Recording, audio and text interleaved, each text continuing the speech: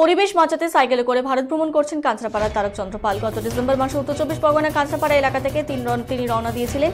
52 বছর বয়সী তারকবাবু মাধ্যমিক দেওয়ার পর থেকেই পরিবেশ সচেতনতার বার্তা নিয়ে বিভিন্ন সময় বিভিন্ন জায়গায় বেরিয়েছেন।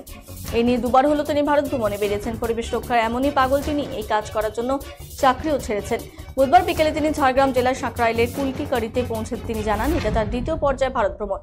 দ্বিতীয়বার গত ডিসেম্বর মাসে বেরিয়ে ঝাড়খণ্ড বিহার হয়ে জঙ্গলমহলে তারকবাবুর কথা বাঁকুড়া, পুরুলিয়া, ঝাড়গ্রাম, পশ্চিম মেদিনীপুরের কিছু এলাকা যা জঙ্গলমহল নামে পরিচিত। আর এই সময় বসন্তকালে পাতা ঝরে পড়ে আর কিছু গ্রামের মানুষজন আছেন সেই ঝরা পাতাগুলোকে আগুন লাগিয়ে দেয়।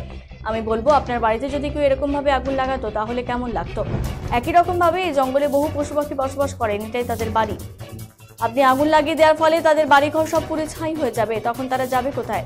তারকবাবু তাই তার সফরের মাঝে বিভিন্ন স্কুল কলেজ সচেতনা মাত্র ছড়িয়ে আসেন, মানুষকে বোঝানোর চেষ্টা করেন, ছাত্রছাত্রীকে বোঝানোর চেষ্টা করেন। এভাবেই তিনি তার পরিক্রমা শেষ করবেন।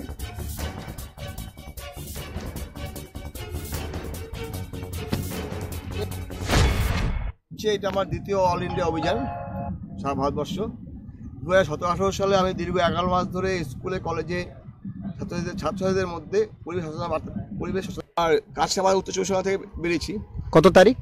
10ই ডিসেম্বর 2023। আজকে কত দিনে পড়লেন? 66 দিন বা 65 দিন হবে, কিছু একটা হবে।